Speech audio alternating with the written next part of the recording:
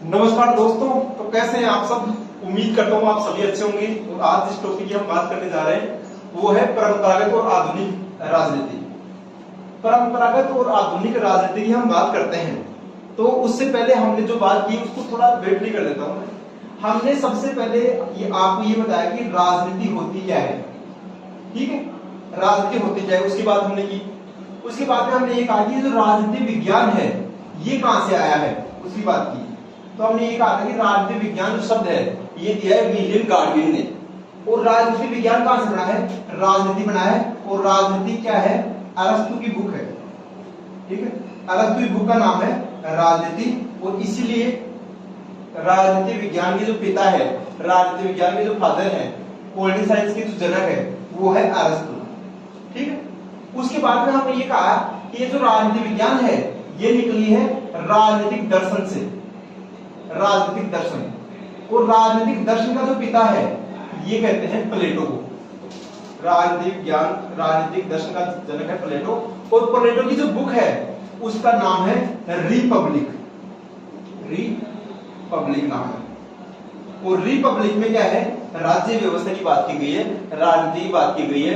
राज्य क्या होती है, व्यवस्था क्या होती है, राज्य क्या होता है। इसके साथ में हमने बात की किसकी, हमने बात की रिपब्लिक हमें राज व्यवस्था के बारे में और न्याय के बारे में बताता है। तो यहाँ से क्लियर हुआ होगा आपके। राजनीति विज्ञान जो शब्द है ये विलियम गार्डविन ने दिया है। और ये जो पॉलिटिक्स है ये अरस्तु की बुक है। राजनीतिक दर्शन के जनक है प्लेटो और प्लेटो की बुक है रिपब्लिक। अब दो चीज मैं और बताता हूँ। जो प्लेटो है ये अपनी जो रिपब्लिक है इसके ऊपर इन्होंने कहाँ डिस्कस किया था, तो इनकी बुक का, इनकी जो विद्यालय है उसका नाम है अकेडमी। अकेडमी के नाम से इनकी स्कूल थी, उसका नाम था अकेडमी, जहां ये डिस्कस करते थे।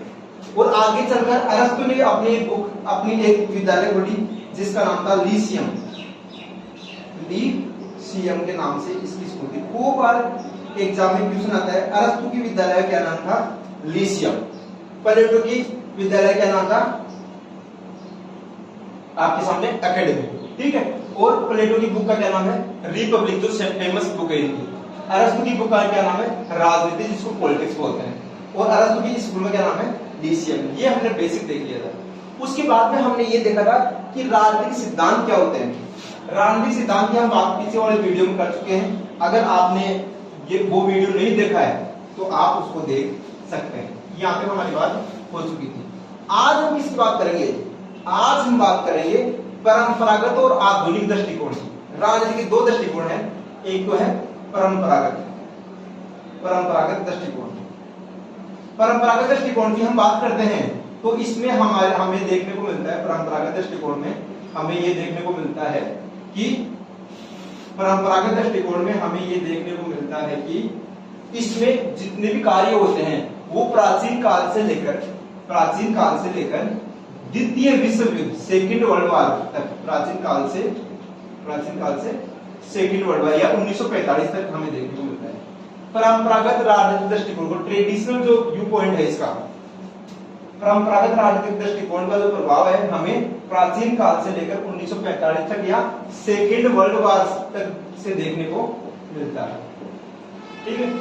दूसरा पॉइंट क्या है, दूसरा पॉइंट ये है कि ये जो परंपरागत दृष्टिकोण है इसके हमें अलग अलग डायमेंशन देखने को मिलते हैं। क्या, इस परंपरागत दृष्टिकोण में जो प्राचीन से लेकर आधुनिक तक जो विचारक हुए हैं उनमें एक विचारक है जिसका नाम है गार्नर। गार्नर क्या कहता है, गार्नर ने ये कहा कि ये जो परंपरागत राजनीतिक दृष्टिकोण है इसमें राज्य का अध्ययन होता है। किसका अध्ययन होता है, राज्य का अध्ययन होता है, राज्य का अध्ययन। तो राज्य के अध्ययन जिसमें होगा वो क्या होगा, राजनीति विज्ञान, ठीक है। उसके बाद में एक विचारक है जिसका नाम है गेटल। गेटल ने क्या कहा है, गेटल ने ये कहा है कि ये जो राजनीति विज्ञान है, ये राजनीतिक सिद्धांत है, ये जो दृष्टिकोण है परंपरागत दृष्टिकोण, ये क्या है, इसमें अतीत की बात भी होती है, अतीत की बात भी होती है और वर्तमान की बात भी होती है, वर्तमान और भविष्य की बात होती है, और साथ में राजनीतिक संगठन की बात होती है। ये बात करते हैं गेटल। तो ये हमें परंपरागत दृष्टिकोण में देखने को मिलता है जिसमें पहले से चली आ रही परंपराएं, जिसमें सुकरात है, प्लेटो है, अरस्तु है, ठीक है, ये सारे हमें परंपरागत विचार देखने को मिलते हैं। और इसके साथ में जो गार्नर है, गेटर है, ये कहते हैं कि इसमें राज्य का अध्ययन होता है और इसमें अतीत और भविष्य का अध्ययन होता है। कुछ लोग क्या कहते हैं, कुछ लोग ये कहते हैं कि ये जो परंपरागत अध्ययन है इसमें राज्य का अध्ययन नहीं होता, इसमें सरकार का अध्ययन होता है। किसका अध्ययन होता है? सरकार का अध्ययन। ठीक है, कुछ लोग कहते हैं सरकार का अध्ययन होता है, कुछ लोग कहते हैं राज्य का अध्ययन होता है। कुछ लोग क्या कहते हैं, कुछ विचार ये कहते हैं कि सरकार और राज्य दोनों का अध्ययन होता है, सरकार और राज्य दोनों का अध्ययन होता है। ठीक है, मतलब ये कुछ लोगों ने ये कहा कि जो सरकार का जो निर्माण है ये कहां से होता है? जनता से होता है, और सरकार क्या करती है? राज्य को संचालित करती है। तो इसलिए राज्य और सरकार दोनों का अध्ययन होगा परंपरागत राजनीतिक दृष्टिकोण में। ठीक है जी। उसके बाद में हम बात करें, उसके बाद में ये कहा गया कि जो राजनीतिक दृष्टिकोण है, परंपरागत राजनीतिक दृष्टिकोण है, इसमें राज्य का अध्ययन, उसके बाद हमने ये कहा कि ये जो गेटल है, इन्होंने ये कहा अतीत, वर्तमान और भविष्य तीनों का अध्ययन होता है। इसके साथ में इसमें राजनीतिक ऑर्गेनाइजेशन या पॉलिटिकल ऑर्गेनाइजेशन, राजनीतिक संगठनों का अध्ययन होता है। फिर बाद में कुछ लोगों ने कहा कि इसमें ओनली सरकार का अध्ययन होता है, कि सरकारी क्या करती है? सरकारी राज्य का संचालित करती है। कुछ लोगों ने कहा सरकार और राज्य दोनों का अध्ययन होता है। ठीक है, उसके बाद में हम बात करें तो कुछ लोगों ने कहा इसमें मानव व्यवहार का अध्ययन होता है। क्यों? मानव व्यवहार के माध्यम से ही सरकार संचालित होती है। जैसे लोग होंगे वैसी सरकार होगी, जैसी सरकार होगी वैसे राज्य होगा। तो ये सारी चीजें हमें देखने को मिलती है परंपरागत राजनीतिक दृष्टिकोण के अंतर्गत। अभी अब हम किसी बात करेंगे, अब हम बात करेंगे आधुनिक दृष्टिकोण की। ठीक है, आधुनिक दृष्टिकोण की हम बात करते हैं।